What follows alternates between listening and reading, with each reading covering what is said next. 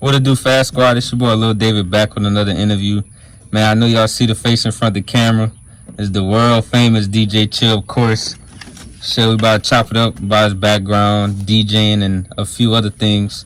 Right, so shit, I appreciate you for the interview. All good, bro. Shit, so how life been treating you during this quarantine pandemic, like they like to say? Man, it's been cool with me. Let me tell you something. I've toured for so many years, just DJing on the go, stuff like that. You know what I'm saying? I never would get to be home. Yeah, I'm talking about. So I mean, minus the people getting sick and all the bad stuff that came with the pandemic, man. I've been chilling. I've been enjoying it. You know what I'm saying? Yep. I got you. So man, you do your own introduction and let the people know who you are, of course. All right. Well, I'm the world famous DJ Chill, turntable assassin, Blue Boy Entertainment. You already know all that $1 million insurance policy on each hand. Yeah. So basically, everything I started DJing when I was like in 8th grade. Did my first part in 8th grade. I'm 43 years old. So you could do the math on that. I probably was like 13, 14. And basically what I did is my homeboy, Jason Coates, had a party. House parties was the thing back then. He was like, man, we're going to throw a party. Y'all call it kickbacks now. Yeah. I was like, you know what I'm saying? I said, shit, let me DJ it. He was like, yeah. Man, I had a bag full of tapes. And we used to have something called component sets. It's like the double to cassette deck, radio all in one. Had a couple of speakers, man. Let me tell you something. It started from there. I'm talking about that something was off the chain. You know, I'm talking about the songs that was hot back then. You know, Outkast was just coming out. You had, Uncle Luke with Doodoo Brown and stuff. Man, I know a lot of old school. A lot of old school stuff, bro. So, you know what I'm saying? A lot of break dancing was going on. A lot of slow songs was popping. No lights. Yeah. So, after that, man, high school, did the athletic thing. Athletics brought me to college, to USL then, to UL now. You know what I'm saying? I did track and field for like a year and a half. I came out here to play football, had to sit out, wound up not playing football, so I did track and field. And through college, I always DJ. We used to have something called union dances in the union ballroom. I think I heard something about that. And before. it'll be after after each home football games, they had a committee, a union committee, and they would throw the union dances, and I would DJ them and shoot from there. The college crowd followed me to whatever club I went to, and that's how the club started popping. So, that was the domino effect with that. I got you. Yep. So, man, is you originally from Lafayette? Or? From Baton Rouge. So, like... Big Raggedy. So, what's I'm actually about, since that's where you're from, that's a popular music scene in Louisiana. Right. What's the DJ scene in Baton Rouge? DJ scene, man, it's a lot of good DJs. You got your old school cats, DJ Marquise, DJ New Orleans, you know what I'm saying? You got cool DJ Super Mike, which is probably one of the more popular DJs down there. You know what I'm saying? He kind of from St. Louis, but he went to Southern, ran track, he kind of took the same route I did. DJ Boosie, DJ Bobby. It's just I got a whole bunch of new cats out there. DJ Kicks, Chris Major from New Orleans, and a lot of the DJs from around that way. A lot of them pretty much get their start off going Southern. I got you know what I'm saying? You get to doing hip hop school, man. You get to doing the parties, and from there you take off. So DJ scene good down there, man, real good. I got you. I know you've been to a lot of cities and states. Right. So how has like the background of Baton Rouge molded the way you carry yourself, the way you hit the turntables, the way you do a lot of things?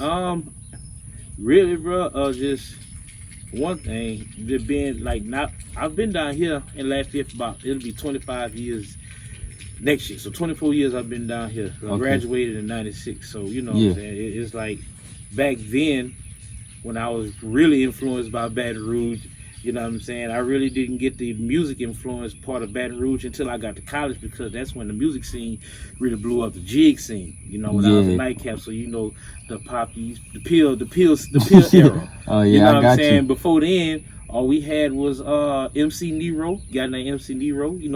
Boosie was still with this cat named CeeLo.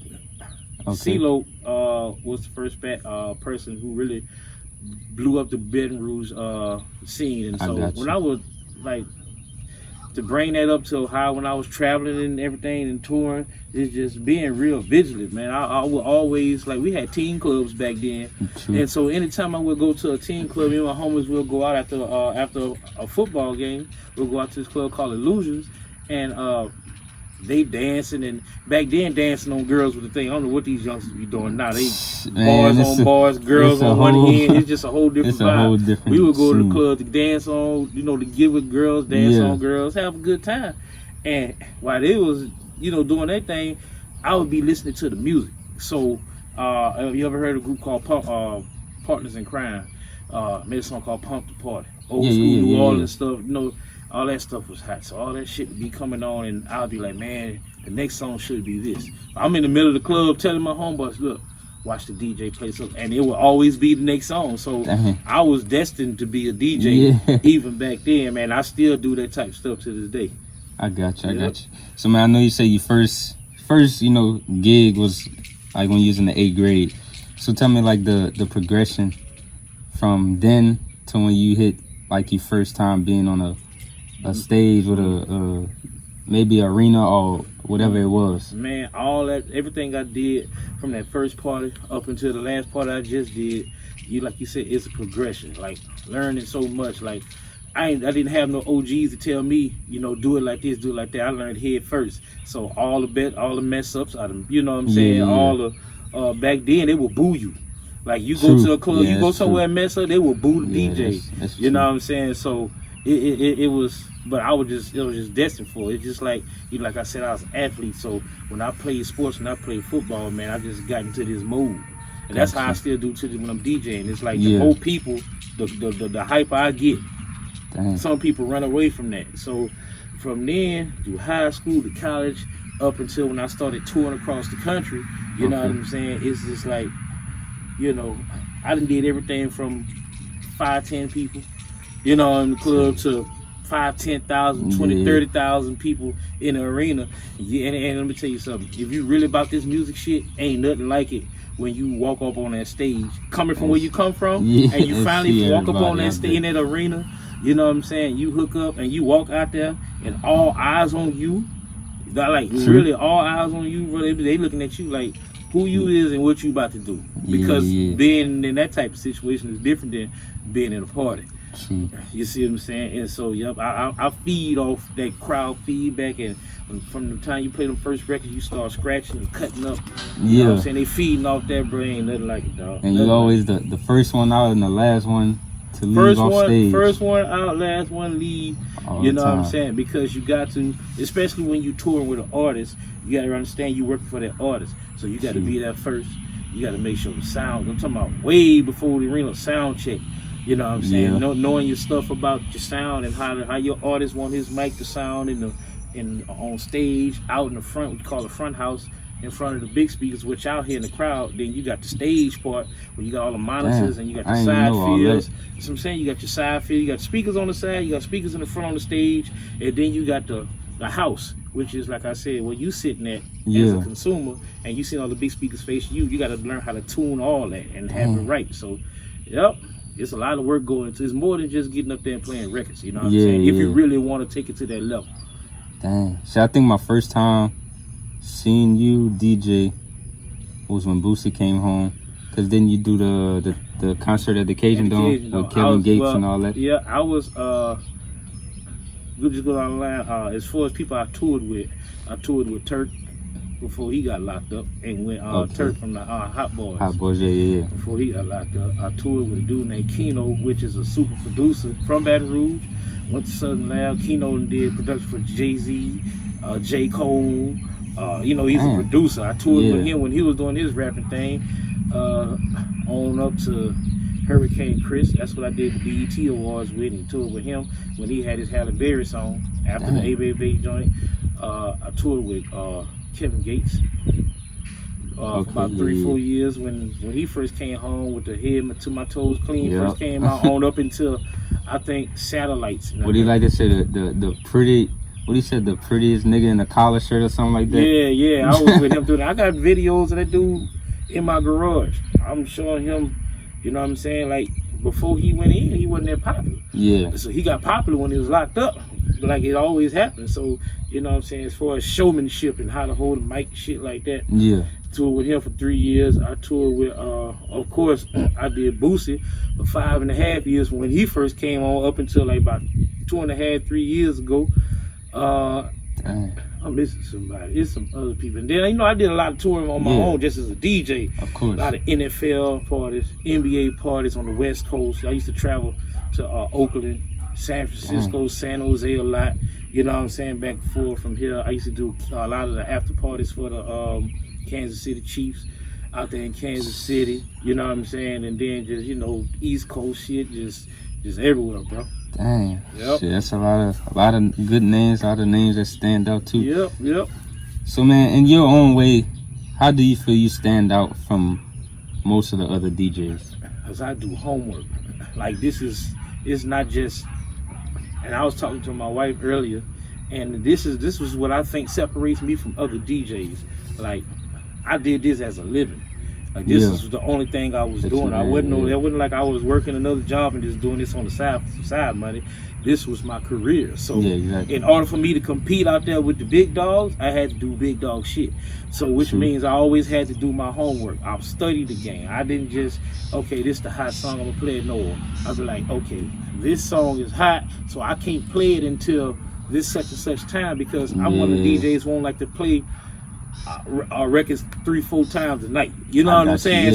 If you play it at that right time, you gonna get that right reaction, and you ain't just gotta play it. Now, if it's that hot, if it's a record super hot, like right now, Young Boy, super hot, like he got something, you can play his shit twice. Kind of in the beginning, one in the end when all the alcohol hit. You know what I'm saying? But I study, bro. I'm talking about from when you go, and then when you traveling like I travel, when you go to different parts of the country, music is different. Like, if Young Boy hot down here, Young Boy might not be hot in Washington. Yeah, exactly. You know what I'm saying? Or if, you know what I'm saying, which he is, I'm just using that for example. So now you got a call, you're building your relationships, and that's what I got, a lot of relationships. I call DJs from Washington State or Washington, D.C., wherever I'm at. Yo, what's hot? Give me your top 10 records. You see what I'm saying? And I take that, and then you Google, what's the hottest shit out there? Then you got to Google, you know what I'm saying? And then you know you got your songs that's going to be hot anywhere. And so, that's kind of something what I go through homework-wise when I'm preparing. So that's what I think separates me from everybody, because I can play any type of music. I could go in the club. The hardest thing out here in Lafayette at one point in time was going to a DJing in the club and not playing no Boosie, no Trill. Yeah. If the promoter was like, man, look, we want an R&B, you know, we want this, that, the hardest thing would be, or if they was in concert, like if Boosie and whoever would come, they'd have been out here a million times. Yeah. And you'd be like, one of the things you don't do is when somebody concert, you don't play their music. Which a lot of DJs, when I was touring with Boosie, I had to run up on a lot of niggas. Like, we pulling up, they playing Wipe Me Down. You know what I'm saying? They know we performing the shit. Exactly. So I feel you. Learning, like, your playlist, your crates, your music playlist got to be deep in order for you to still entertain and not, you know what I'm saying, take it there. I got you. So, man, what's the biggest crowd that you played for? The biggest, we was in Oracle Arena. Well, you know where Golden State play at. It was us, which when I was with Boosie, 2 Chainz. That was on that Lil Wayne and 2 Chainz tour when they had that mixtape together. Okay. And they had the Migos was there, and we was there. Oh yeah, I know that was packed. Yeah. Stupid. I already know that was packed. Oh man, I'm talking about 25,000, 30,000. Everybody was in they peak at that time. Everybody was doing it, but let me tell you something. Respect to Wayne, the GOAT, respect 2 Chainz, respect the Migos. They was waiting to see us though. Oh, when we came up there, shut that bitch down. Shut that bitch down. Like, you know what I'm saying? Like, shut that bitch down. So that's about 20, 30,000 people. Damn, that's crazy. So what about your favorite moment as in being a DJ? Like, what's one moment through your career that you never forget? Say, I got a lot of them, but one of my favorite ones is, I want to say Essence Festival. I do the Kenny Smith TNT party. Damn. No, that's not Essence Festival. That's NBA All Star when they would be in New Orleans. And You know, they call me. They be like, they got to approve you to DJ. You just ain't be like, yo, I got this dude. Like I got this dude. I want to do. They go through your social media. They want to know all kind of shit. Damn. He came in there, so it was me, Nick Cannon, because Nick Cannon DJ at one. He was DJing at one point. You know what I'm saying? Nick Cannon do everything. That dude do his thing. It's a bunch of, it's a mixed crowd. White people, black people. Yeah. You know what I'm saying? And Shaq just walked in. Charles Barkley in that section right. Jamel Hill. That's when you know, everybody be on TNT. Kenny Smith. All of them was there. They walked in. They ready to let their hair down because they've been doing all kind of work. I get on there and I shut that bitch down. I'm talking about everybody standing on stuff, standing on their chair. Kenny Smith like, nigga, yo, yeah, boy, you know what I'm saying? And he brought his DJ. I think it's SNS. A big New York DJ, they came through. You know, he bring his own DJ, man. I'm like, man, look, I hear you, but you look, you gotta understand where you at. You know what I'm saying? Who you dealing with? So stuff like that. You know what I'm saying? Then you know, after you do your set, you walk around, people shaking your hands, and start networking even more and everything. You start networking more, and it's just stuff like that, man. Yep. I got you. What about your favorite thing in DJing? Like, you know, what's the favorite thing about being a DJ? Rocking the crowd, bro. Just that reaction, that crowd reaction. You put them songs on, and it's not necessarily the hot songs. You got your top 15, 20 songs that you know a dummy could get up there and press play in there. But I'm talking about them other songs that once you done got through those songs, then what you gonna do? It'd be that other shit. And you still rocking them. You got them, and you know what I'm saying. You putting acapellas over different instrumentals and down there making your own remix live and shit. So that's what I get off on. And when the crowd get off on it too, that's even more special. I got you. So man, I know you've been in the game a while. So what's the biggest inspiration that you have had, as far as like if you have any DJ inspiration, and as far as the inspiration outside of, you know, being DJ inspiration? Well, right now I'm teaching school. I'm teaching school. I'm middle school. Well, actually, kindergarten through 8. Okay. PE teacher. Still on the radio. So all my music history, which I still DJ, but I'm able to transfer that into the school. Yeah. To connect with the kids, because all the kids' parents knew who I was. And then once the kids found, I didn't introduce myself as DJ Chill. I gave my government name. And once the parents was like, well, that's DJ Chill, they was like, well, who is? They're like, no, that's Coach Davis or this, that. Then once they put 2 and 2 together and found out who I was on the radio and shit, so I used that as a plateau to get through them. So if they have, and it ain't got nothing to have to do nothing with music. It's just like a bond that I formed with the kids. Yeah. A common ground, and I could take it from there and reach them. That, of course, you know, I'm fishing. I'm starting this nonprofit called I'm Wishing I Was Fishing. You know what I'm saying? And basically I'm taking kids, not necessarily kids, but I'm taking kids out. Or if you got a kid, you ain't got no boat, you want to go out there and get that experience out there in that boat, catch some big fish or something like that, you know, I take y'all out, we go, you know what I'm saying? I'm supplying everything. I got the boat, I got the rod and reels, we got the bait, you know what I'm saying? Have a good time, man. Just and I don't want to just limit to saying this is for our, you know, us, as far as African Americans, but we lack experiences like that, camping stuff, you know, life experiences that's fun. A lot of that stuff is fun, and everybody I took out get hooked. You know what I'm saying? Literally get hooked on this shit. And besides that, man, just raising my kids, man. Like I got 5 girls. I'm married. You know what I'm saying? I take pride in knowing that, you know, something that I started 20-something years ago, still putting that bag on the table, putting that food or that steak on the table. You know what I'm saying? We eat good, everybody. I got you. Yeah. So, man, what's some goals you have for the rest of 2020? Ooh, man. For one, not to get sick. You know what I'm saying? That's big right now. That's the ultimate goal. Stand the fuck out the way. But besides that, man, just to keep, like I said, get my non-profit out there more, get my teaching experience, you know what I'm saying, just working with these kids. And as far as music-wise, man, like my radio show, you know what I'm saying, I've been in radio about 17 years, so, you know, my radio show continues to be #1. My time slot continues to be #1. So to keep that up there, you know what I'm saying, and just to continue to break these local artists, man, continue to find that next young boy, that next Jay-Z or whatever, Yeah. because they got them in this area. But I want True. to teach them. I want to teach them the game, man. And how many people we both know talented as hell ain't doing shit. A lot of people lack marketing skills. That marketing skills, just business skills, That's a whole. but listening skills. Because you too. gotta listen in order for you to get the business and get the game. You gotta be willing to listen and apply that shit and put that bag behind yourself. Because ain't none of this shit free. Yeah, exactly. You That's believe true. that? That's true. Mm-hmm. So man, I got what's one of your favorite playlists to play as far as like type of genre and music? Because you know we big Personal on favorite Zydeco and everything. or just personal favorite? My personal favorite. I mean, I always say, what I listen to ain't nothing I play in the club down here. I don't listen to jig music. Some of that shit sound good when I first get it. Yeah. I'll be like, yeah, that's gonna be it. Got that. I still, feel off that bass and shit. But after a while, because I'm around it so much, it just. Yeah. So I'm always listening to the old school shit. The Biggie Smalls, Tupac's, Gotcha. Nas. You know what I'm saying? The old Rockefeller era. You know what I'm saying? Yeah. Freeway, Bean State Property, all that shit. Anything around here, like, of course, all the Hot Boy shit. I can put anything from the Hot Boys on and just have a ball, bro. But I like the new Afro beat.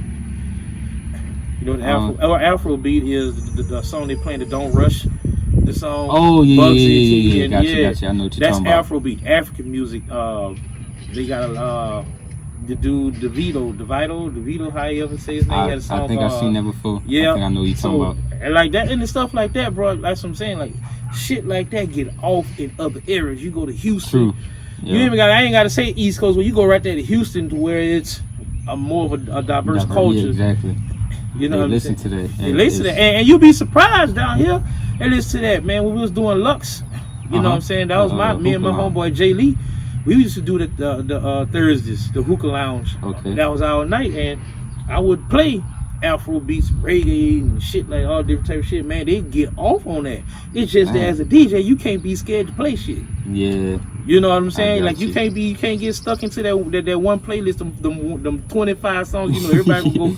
And Everybody after that, know. you're repeating the same 25 songs again. No, you can't do it. I got you. So man, I know you DJ for a lot of people, but what's one artist that you possibly want to DJ for? It could be dead or alive. I'll open the variety. What's one artist you should DJ for? I got two that I did one with, and Jay-Z. Okay. Let me tell you something. I'm a Jay-Z fan. Okay. And not just because the music is great, but if you've ever been to a Jay-Z concert, you know what I'm saying, you got the big, you know what I'm saying, screens and shit going to production. Yeah. Everything top notch. That's whole. You know what I'm saying? Just, you know what I'm saying? Just the way his shit flow and the smoothness of it, dog. I would love to get on that stage, and the bitch gonna be sold out. And I told you earlier, that's what I thrive on. And one artist that I did get a chance to do was Dougie Fresh. You know who Dougie Fresh? Yeah, Dougie Fresh is considered a star's star. He's like one of the best mic men. Yeah. And he came out one time during Essence Festival. I'm at the House of Blues. I just got on. Kid Capri just got on. I just got on. And Dougie Fresh was late, but he had to get there like that. It was like, man, look, nigga tried to intimidate the nigga Dougie Fresh here. What you going through? I said, shit, get that nigga the mic. What the fuck you mean? You know what I'm saying? Yeah. He went out there. He ain't getting most I would say most MCs, they rock with the DJ, so they see what you're about to play, they set the song up. You know what I'm saying? I got you, yeah. He just got the bitch, went to the front of the stage. He doing his thing. He don't know what I'm about to play. I don't know him. He don't know me. I'm rocking that shit. I'm playing reggae. I'm doing my shit. He looking at me. I'm like, nigga, go. You know what I'm saying? And he came back to me, bro, and he was like, bro, you kept me on my toes the whole night. He was like, nigga, I ain't know what you was about to play. He said, man, you did that shit. And from there, every time I see him, bro, he remember that moment. You know what I'm saying? And that's crazy. Yeah, bro. And I got that respect from the star's star. Yeah, as far as like parties and shit. Yeah. Mm-hmm. So man, I know you say you do a lot of fishing. Yes, sir. And you teaching everything. What was one more talent that you have? Well, something that you do that people might not know about. I was a band geek. Okay. I played the violin for 3-4 years. I played the cello for like 3-4 years. That's some hard instruments too. I played the bassoon. Be talented. I played the bassoon. You know what I'm saying? I was in the junior I played in a quartet. You know what I'm saying? You probably got a violin, a viola. We got first violin, second violin, a viola, and you got a cello. That's 4 people, and we'll go to these. You know, this was I was in middle school or high school. Yeah, you go to these big ass houses where these people had these parties with the wine and cheese and shit, and you just playing classical music. Yeah. So that I played in jazz band, played the piano jazz band. Couldn't read music, but I could hear it and I could mimic it. You know what I'm saying? But yeah, that's probably a talent that don't nobody know I did. You know what I'm saying? Yeah, I was straight up band. I was a band geek, but ain't nobody play with me. Cause I was that nigga, you know what I'm saying? Yeah, I just ain't fall into the cliche of the football jock shit. Yeah, like, I got you. So man, what's some advice you have to someone that's wanting to be a DJ, wanting to start DJing parties and everything? Man, for one, learning to do the old school way. See, nowadays you got some controllers where anybody, you could just download an app. And you got 2 turntable decks on that shit. You know what I'm saying? Learn the old school. Learn how to mix them records. You know what I'm saying? I just slam and I just have one song on. Say for instance, you got I Am Who I Say I Am on. You know what I'm saying? And then you go from that, as fast as that song is, then you go play Summer Walker and Usher. You know what I'm saying? The come through joint. Yeah, they don't mix, but you got DJs who will go from here to here, and that shit don't mix. And they throw the vibe off in the club. True. So learn your crowd, learn how to read your crowd, learn how to mix those songs. You ain't gotta learn how to scratch and all that shit. You know what I'm saying? That come later. That's extra. Come later. Learn how to blend them songs and know what songs, how to group those songs together, man. And practice at home. Don't wait till you get in front of 400-500 people and decide you want to learn how to work your shit. No, I got you. So man, last but not least, what's next? You know what I'm saying? What's next for you and the next few? Where people could catch you playing in the next few months? What you got planned in the next few months? Well, we got that big white party we do down here called Everything White Affair. Okay. That's a big when that's coming up? That's coming in. Is it Labor Day? Yeah, September. The first weekend of September. Is that Labor Day? Yeah, it is. It's Labor Day. It is. Yeah, it's gonna be. We're gonna have that going on during Labor Day. We got homecoming coming up. UL homecoming coming up. As far as these clubs, I'm always in different clubs. You know what I'm saying? Like, I'm still traveling, touring a lot. No Essence Festival this year because I don't know if it's gonna be no Bayou Classic because I usually do all that shit. You know what I'm saying? So a lot of stuff is to be announced right now. But for sure, we gonna definitely have that white party Labor Day weekend, that Friday. You know what I'm saying? We're gonna definitely do that. I got you. And I got one more question for you, man. I know a lot of people wondering, a lot of people probably know you from being with Boost and everything. So how that whole relationship started? Man, breaking his records. Like when it was just with Trill Entertainment, when that For My Thugs came out, but then after For My Thugs, it came out with that was it gangster music? Volume 1. That's when he had the song Let Me Dance With You. You had to go back, just man. Yeah, that's back. Yeah, I probably put you on some shit, but just breaking their records, man. Him and Boost and Webbit and they CEOs was my homeboys, Big Mel, Turk. Okay. I had the relationship with the big dogs first. You know what I'm saying? That's how I approach any situation. Like whoever cutting the check. That's who I'm with, and I'll meet the artists later. So there was like, and it wasn't no cutting the check thing with them. We just was off of Baton Rouge. I was down here. You know what I'm saying? It was the bridge thing. Like let me use that. We from the same place. I'm somewhere else. And so started breaking their records, man. And then just years and years them coming down here doing shows. 201, Delta Grand. That was in Opelousas. Just all these clubs, Karma. You see what I'm saying? Grant Street. Yeah. I could just go on, and his shit was ratchet. Nigga would come up, he do his show, he got 7,000 niggas with him, 10,000 CDs. You know what I'm saying? Oh, play number 1 off this CD, then play number 2. The CDs be skipping and shit. Damn. And so when he got locked up, when he was getting ready to come out, his brother TQ called me. He was like, man, dude getting 100 plus a show.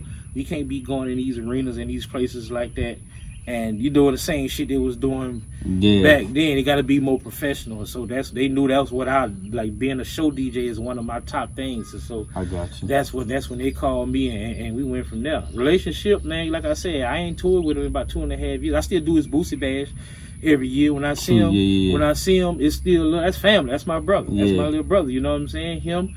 You know what I'm saying? The whole badass ENT. You know, Big Kirby. You know what I'm saying? All the you know, all the head busters, all the non-head busters, all the uncles, aunties, everybody that y'all see around him, well, we all family, because his family, he literally take care of his family, and they be with him. His family, everybody around him is family. He ain't really got friends like that. You know what I'm saying? So once you around him, even though it was work, you become family. Yeah, I got you. I got you. Shoot, man, that's good thing. That's a good vibe to be around and everything. Yeah, bro. But shit, like I said, I appreciate you for the interview. Appreciate you for chopping it up. All good. Hey, man, last but not least, man, look. Let me show you how you can reach me on my platforms. My email is chill.dj@gmail.com. You can reach me on my Facebook as DJ Chill Blue Boy.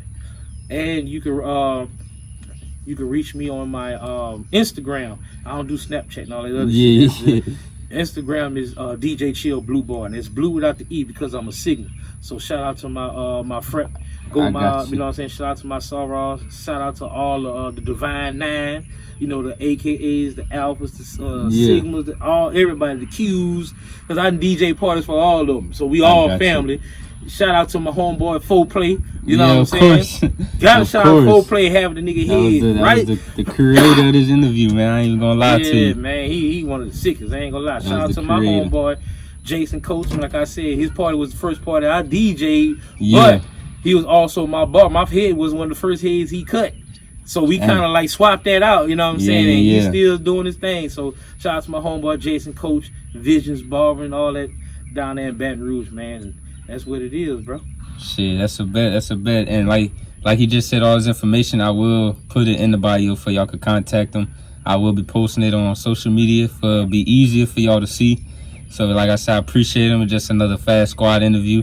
We're gonna keep dropping bangers, and we're going up all 2020. Let's get it. Peace.